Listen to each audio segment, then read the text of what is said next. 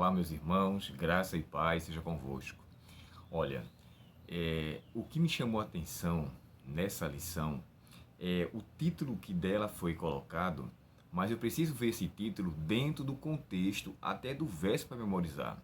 E eu achei muito interessante a maneira como o autor ele enquadrou a questão do título com o verso para memorizar. E esse verso para memorizar é que me chamou a atenção, porque o título soa como algo místico, parecido como que algo que envolve energias e coisas que são emanadas de poderes. Só que o curioso aqui é, primeiro, o texto que o autor coloca é o texto de Paulo aos Colossenses. Para você ter uma ideia, o povo de Colossos eles estavam passando por uma situação extremamente comprometedora espiritualmente, a nível de doutrina ou o que era falado sobre o ministério de Cristo. E há explicações que um Epáfras, que era uma pessoa que foi discípulo de Paulo, que ele começou a ensinar heresias ali e afetando o ministério de Cristo.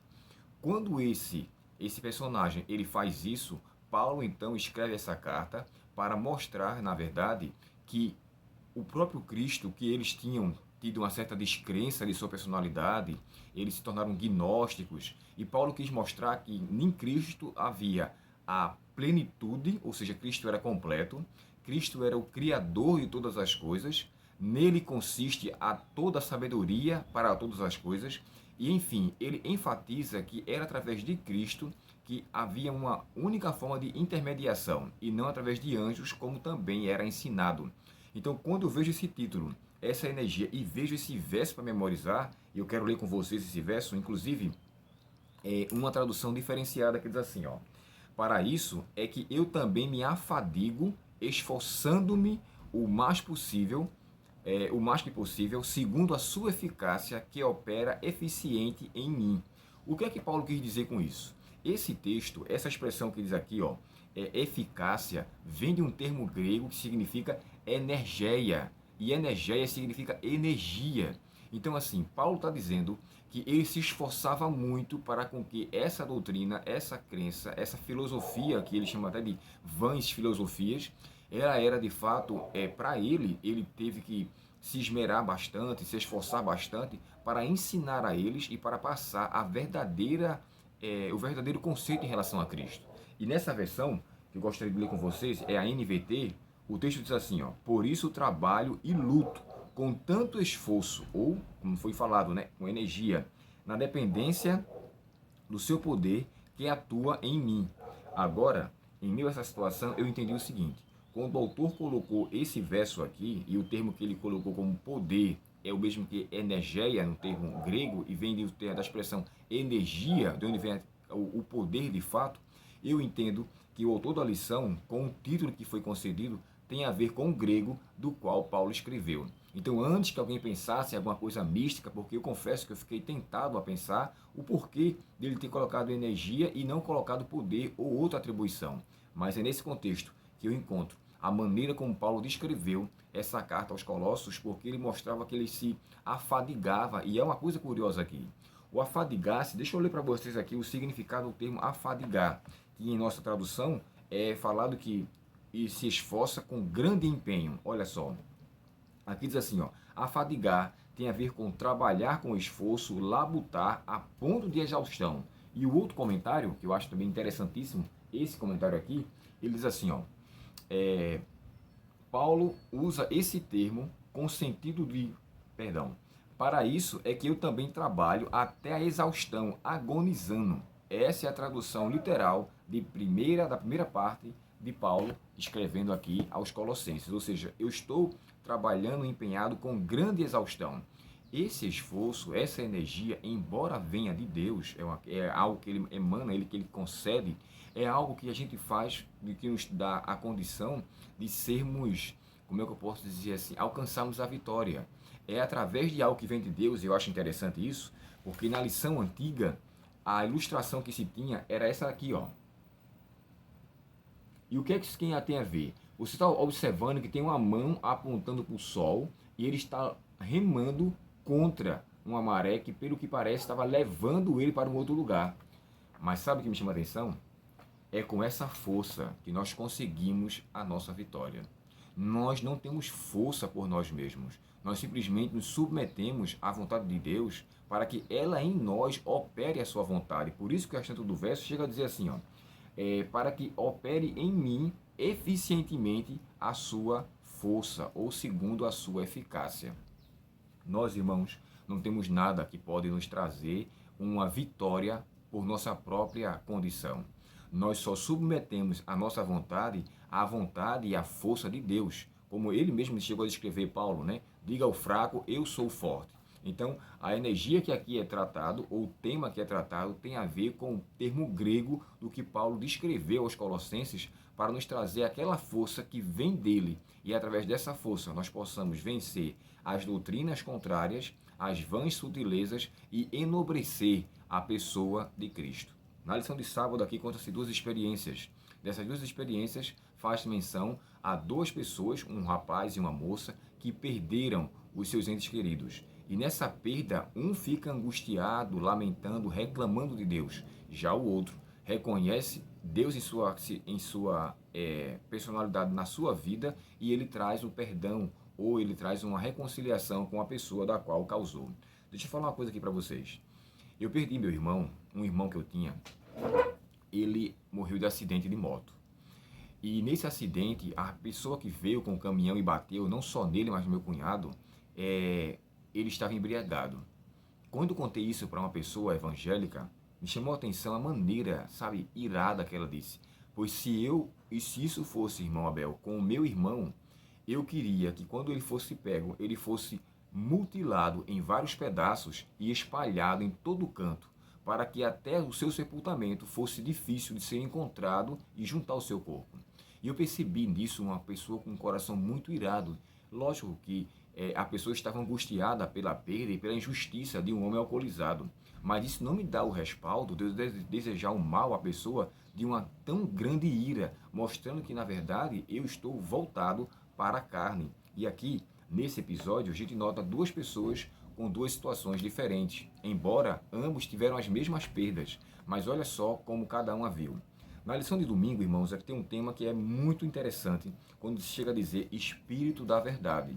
Esse é um título que é dado ao Espírito Santo em situações onde Cristo quer enobrecê-lo nesse ponto. E por que ele é chamado de Espírito da Verdade? Lembre-se que quando Cristo falou, eu vos enviarei um outro Consolador, tá no capítulo 14 do Evangelho de João, ele mostra que enviaria alguém com a sua própria, com o seu próprio tipo de pessoa, da sua própria forma de ser, mas claro que não era ele. E o termo outro ali, embora o outro quer dizer halos, outro da mesma espécie, da mesma natureza, Cristo enviaria o Consolador para que em sua função nos guiasse em toda a verdade. E esse guiar pela verdade também envolve nos lembrar da verdade da qual foi ensinada. E eu queria citar para vocês aqui alguns tópicos do qual o Espírito Santo tem a sua obra em nossa vida.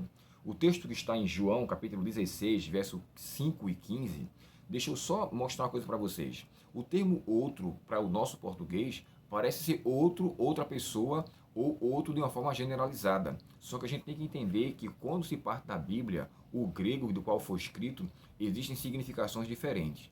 Quando Cristo falou de outro Consolador, falou que viria outro com a mesma eficiência que ele. Mas claro que não seria ele, porque ele chega a dizer assim, ó, e o Espírito que o Pai enviará em meu nome. Ou seja, o Pai vai enviar através do que Cristo pediu. Automaticamente ele viria com um poder muito mais intenso, não só no tocante de agir nas pessoas de forma unânime, porque Cristo não poderia fazer isso, uma vez que ele assumiu a forma humana e ele não tinha como estar em todos os lugares ao mesmo tempo. Logo, o Espírito iria fazer eu posso dizer assim, ele ia completar uma obra que Cristo já tivera iniciado. E a obra que ele iniciou, o Espírito Santo que seria enviado por Cristo, iria nos fazer lembrar, iria nos fazer tomar consciência de todo o ensino que foi feito. E assim podemos, de fato, andar na verdade. Por que eu fiz essa expressão de outro?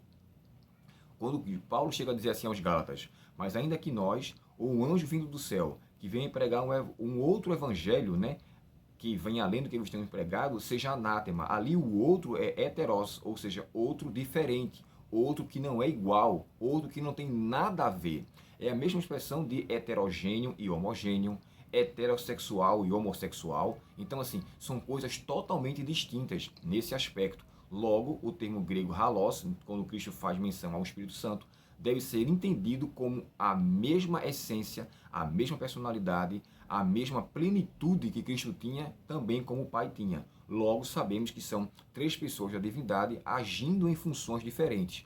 Todos são unânimes, iguais, da mesma forma. A única diferença que a gente poderia atribuir a Cristo, que a gente poderia não, a gente pode atribuir a Cristo, é que ele assumiu uma forma humana que nem o Pai e nem o Espírito Santo assumiu. Logo, Cristo tem essa natureza, assumiu essa personalidade e nela estará com ela para sempre, ou seja, nela ele permanecerá para sempre.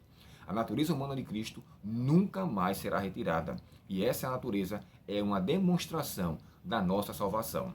Continuando aqui nesse texto, ainda na lição de do domingo, o texto fala assim: Jesus chama o Espírito Santo de Espírito da Verdade. Por quê? E eu coloquei aqui algumas respostas. Ele nos aconselha, ele nos orienta, ele nos impulsiona, ele nos faz lembrar das verdades que ele mesmo, o Espírito Santo, revelou e pela sua palavra, e nos revelou pela sua palavra e trabalha com a sua força, a fim de que nos traga uma conversão e essa nos traga um convencimento, perdão, e esse convencimento nos leva à conversão.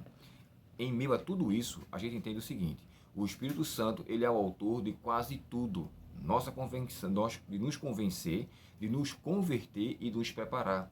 Então, em meio a essa situação aqui, o próprio Cristo fala que ele enviaria, ou que esse Espírito da verdade nos guiaria em toda a verdade.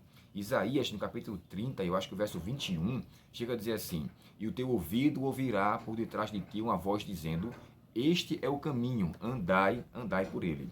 Aqui diz assim, ó: Deus não agirá de forma diferente conosco. A obra que foi feita no passado por Cristo Jesus, através do Espírito Santo, ela será feita também em nossa vida. O próprio Cristo chegou a descrever que nele havia, o Antigo Testamento dizia, que a plenitude do Espírito estava sobre ele. Então, assim, Jesus vivia na retidão do Espírito. O Espírito Santo o guiava, ele era aquele que o preparava, que o auxiliava. Embora Jesus sendo Deus, eu quero deixar aqui claro, Jesus ficou dependente do Pai e do Espírito Santo, uma vez que ele assumiu a forma humana, e ao assumir a forma humana, ele teve a possibilidade de errar, coisa que graças a Deus não aconteceu, né? Lamentavelmente, alguns atribuem a Cristo e o Espírito Santo como se fosse a mesma pessoa, só que isso não tem respaldo nem na Bíblia, nem no Espírito de Profecia, nem em lugar algum. Lamentavelmente, alguns pegam textos fora do contexto e puxa-se para fazer com que o seu parecer em relação a esse assunto corrobore para aquilo que ele acredita. Logo, Cristo, ele é distinto do Espírito Santo. E aqui eu queria dizer uma coisa para vocês. O Espírito Santo, ele tem a mesma atribuição que o Pai e o Filho, pois o Espírito Santo também é onipotente. O Espírito Santo também é onipresente. E o Espírito Santo, ele também é onisciente. Mas considerando a sua onipotência, uma coisa que eu quero deixar clara para vocês e fechar aqui o assunto de hoje, é que a onipotência do Espírito Santo se torna ineficaz, preste atenção, se torna ineficaz quando eu resisto à sua voz. Se torna ineficaz quando eu deixo de aceitar o seu convite. Se torna ineficaz quando ele fala comigo e eu não quero aceitá-lo. É nesse contexto que Paulo, aos Tessalonicenses, no capítulo 5, ele escreve assim, ó: não extingais o Espírito. Extingar, irmãos, quer dizer apagar. E apagar, se você for apagar um fogo, pelo menos é dito por alguns que não se apaga o fogo só com água. A água também é um método de você apagar o fogo, mas você pode apagar o fogo abafando, porque não se tem oxigênio para com que a chama permaneça ardendo. E se você coloca algo sobre ele, que você o abafe, você vai, na verdade, apagá-lo. E esse texto de Paulo aos Tessalônicos também tem o significado de sufocar ou deixar sem fôlego. Sabe que isso me chama a atenção? O Espírito Santo vai falar comigo sempre, mas eu posso sufocá-lo ou deixar com que a sua chama perca a sua importância e eficácia em minha vida. Então, considerando que o Espírito Santo tem poder de fazer tão grandes coisas através do meu livre-arbítrio, eu posso resisti-lo e torná-lo a sua força ineficaz em minha vida. Ele tem poder, ele tem toda a plenitude de nos fazer nos salvar, mas eu, pela o meu livre-arbítrio, pela minha escolha, eu posso resisti-lo. Como alguém chegou uma certa vez a dizer, Deus, ele é onipotente, e aí eu falo dos 3 seres da divindade, porém, ele pode se tornar eficaz, porque ele pode ser resistido pela minha própria escolha de vida. É nesse aspecto que Paulo escreve aos Hebreus, hoje, assim diz o Espírito Santo, né? Hoje, se ouvides a sua voz, não endureçais o vosso coração. O meu apelo a você é que, lutando com toda a energia que Deus lhe concede, a força que Ele lhe fornece, se aproprie dela, porque é com essa força que, como Paulo chega a descrever, nós poderíamos vencer e vencer com poder que não é de nós, mas com poder que vem de Deus. Ele concedeu, irmãos, esse poder para toda a raça humana. Deus nos deu essa possibilidade, essa garantia de vitória a todos os seres humanos. Se todos nós nos apropriarmos, seremos vencedores. Lamentavelmente, não será assim. O texto sagrado nos fala que Deus amou ao mundo e o seu Filho foi dado ao mundo, mas a salvação vai ser para aquele que crê. Muitos não creem, e aqui Paulo luta com bastante força para com o povo de Colossos em relação às vãs sutilezas e filosofias. Hoje, precisamos lutar contra os nossos maus desejos, contra a nossa própria vontade, contra a nossa carnalidade e a nossa vida que temos, para que assim, a plenitude de Cristo, como Paulo falou aos Colossenses, ela venha realmente restabelecer-se ou estabelecer em nossa vida. E essa força, apropriando-se de nossa fraqueza, possamos de fato ser chamados de mais que vencedores. Que Deus, portanto, nos abençoe e nos ajude a entender quem é de fato Cristo, o poder que Ele quer nos conceder e quão grande, gente, quão grande, irmãos, disponibilidade nos foi dada para que nós pudéssemos verdadeiramente alcançarmos a vitória.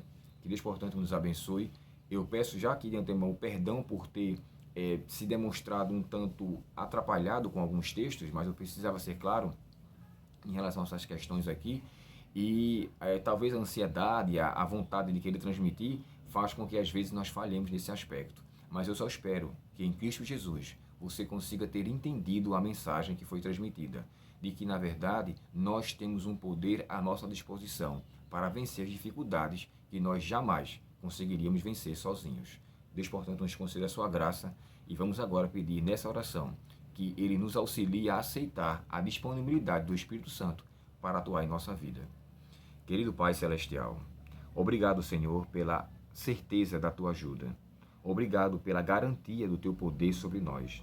Essa energia, Senhor, que o Senhor nos dá, não uma energia mística, mas uma energia personalizada, é uma energia personificada. O Espírito Santo, Senhor, é simbolizado e aplicado a esse título a fim de nos conceder forças e vitória. E nós queremos te pedir, Pai, que nos ajude a alcançarmos a verdadeira vitória.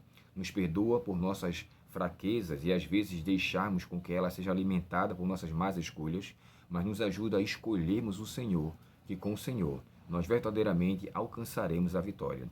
Guarda os teus filhos que vão ver este vídeo, que o Senhor trabalhe em seus corações e os auxilie com força dos céus, para que eles reconsiderem as suas vidas, as nossas vidas, e todos nós, Senhor, sejamos no Senhor coluna e baluarte da verdade. Nos dá a tua bênção, uma boa semana e a presença do Senhor em nossa vida, em nome de Jesus. Amém.